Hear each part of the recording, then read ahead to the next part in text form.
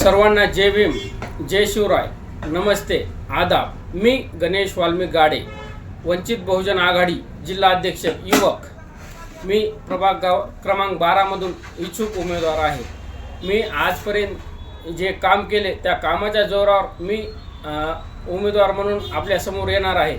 तरी मायबाप जनतेने मला आशीर्वाद द्यावा। प्रभाग क्रमांक 12 मधील मागील चार वर्षापासून मी स्वतः वंचित बहुजन आघाडी मार्फत जे लोकांसाठी रस्ते, नाल्या आणि लोकांच्या सुखसुविधा याच्यासाठी मी नेहमी झगडत राहिलेलो आहे। जेणे की कोणाच्या डिलेवरीचा प्रॉब्लेम असो, डिलेवरीचा प्रॉब्लेम दवाखान्याचा असो, कोणाचा पोलीस स्टेशनची अडचण वगैरे आली, तत्काळ मला फोन आला तर मी वेळ न बघता त्या वेळेमध्ये त्यांच्यासाठी जातो, हे धावून येतो। हेच ह्या लोकांच्या प्रेमापोटी लोकांनी मला म्हणले की बाबा गणेश, तू पुढं उभा टाक, इलेक्शनला उभा टाक, आम्ही तुझ्या सोबत आहेत। ह्या त्यांच्या भरोश्यावरच मी आज आपल्या पुढं येण्याचा प्रयत्न राहील। प्रभागातील नवतरुण पिढी ही व्यसनाधीश होत आहे, याकडे आपण काय उपाययोजना करणार आहेत? प्रभागामधील अनेक ठिकाणी नवतरुण युवक हा दारू पित आहे, सिगरेट ओढत आहे। असे आणि सर्वसामान्य घरामध्ये जे मोलमजुरी करणारे लोक आहेत, त्यांचे पैसे हे दारू ह्या व्यसनाधीश याच्यामध्ये जात आहेत।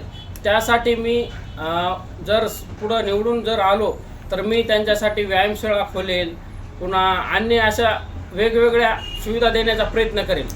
वयोवृद्धाच्या प्रभागामध्ये अनेक समस्या आहेत, त्यांच्यासाठी काय उपाययोजना करणार आहेत?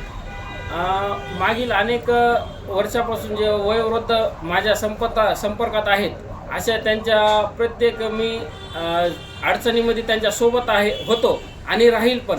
आणि राहिला प्रश्न वयोवृद्धासाठी, तर मी वयोवृद्धासाठी जास्तीत जास्त सुखसुविधा कशा देता येतील आणि त्यांना आरामदायक जीवन यापुढे कसे करता येईल याचा प्रयत्न करेन। प्रभाग क्रमांक 12 मधील युवा पिढी आहे ती तुमच्या पाठीशी खंबीरपणे उभी आहे, कारण की आपण वंचित बहुजन आघाडीच्या वतीने नागरिकांच्या समस्या सोडवण्यासाठी प्रयत्नशील असतात।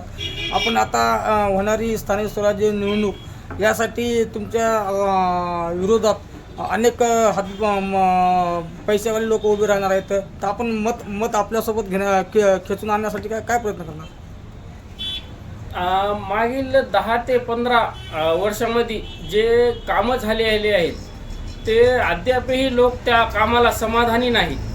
त्या कामाला समाधानी नसल्यामुळे हे लोक मला स्वतः माझ्याकडे आले आणि म्हणले, बाबा गणेश, तुम्ही पदाला तुम्ही वंचित बहुजन आघाडीचे जिल्हा अध्यक्ष पदापर्यंत गेले, तुम्ही एवढ्या कमी वयामध्ये तिथपर्यंत गेले, म्हणजे बाळासाहेबांचा हात तुमच्यावर आहे, तर नक्कीच तुम्ही जर इलेक्शनला उभा टाकले तर तुम्ही आमच्यासाठी काही करू शकतात। म्हणून प्रभागातील लोकांनीच मला उभा करण्याचा प्रयत्न करत आहेत। त्यांच्या आग्रहाखातीर मी इलेक्शनला सामोरं जाणार आहे।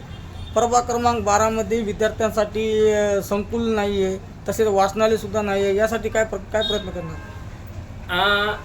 या अगोदरही आपण मुलांच्या आरोग्यासाठी प्रयत्न करत राहिलो, जसे की आपण जिमसाठी करणार आहेत। वाचनालय आणखीन कसे वाढवता येतील, प्रभागामध्ये वाचनालय आहेत पण त्यामध्ये आणखीन कशी भर करता येईल याचा मी प्रयत्न करेन। प्रभाग क्रमांक 12 मध्ये मुस्लिम समाजाचे जे लग्न होतात त्याच्यासाठी शादी खाण्यासाठी काय आपण निवडून आल्यानंतर उपाययोजना करणार का?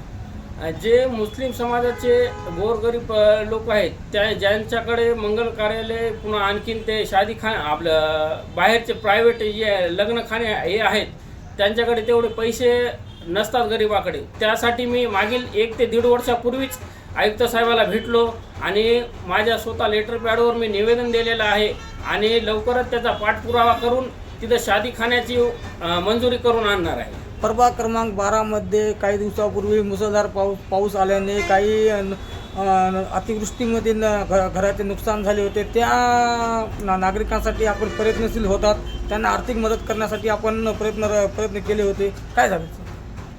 मागील जे 4 महिन्याखाली जी अतिवृष्टी झाली, त्या अतिवृष्टीमध्ये अनेक गोरगरीब लोकांच्या घरामध्ये पाणी शिरले। त्यानंतर आम्ही तत्काळ तिथे पोहोचलो, तिथं पाहणी केल्यानंतर वंचित बहुजन आघाडी मार्फत आम्ही आयुक्त साहेबाला निवेदन दिले आणि निवेदन दिल्याच्या नंतर तलाठी ऑफिसमधून कर्मचारी आले होते आणि तिथील पंचनामा केला.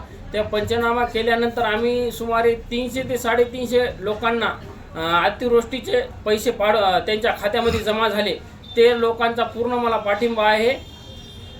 प्रभाग क्रमांक 12 मधील नागरिकांना काय आवाहन कराल? प्रभाग क्रमांक 12 मधील नागरिकांना एवढंच आवाहन करत आहे की मी वंचित बहुजन आघाडी पक्ष हा सत्तेत नसूनही प्रस्तावित पक्षाला घाम फोडण्याचं काम करत आहे. तर तुम्ही माझ्याकडं पाहून म्हणजे बाळासाहेबाकडे पाहून मला मतदान करावे. आणि जेणे की बाळासाहेबांनी आपल्यासाठी काय केलं. बाळासाहेबाने स्वतः कोर्टात जाऊन सोमनाथ दादा सूर्यवंशी यांच्यासाठी कोर्ट चढवून त्यांच्यासाठी न्याय देण्याचा प्रयत्न करत आहेत. तर आंबेडकर घराण्याकडे पाहून तुम्ही वंचित बहुजन आघाडीला साथ द्या, एवढंच मी म्हणतो.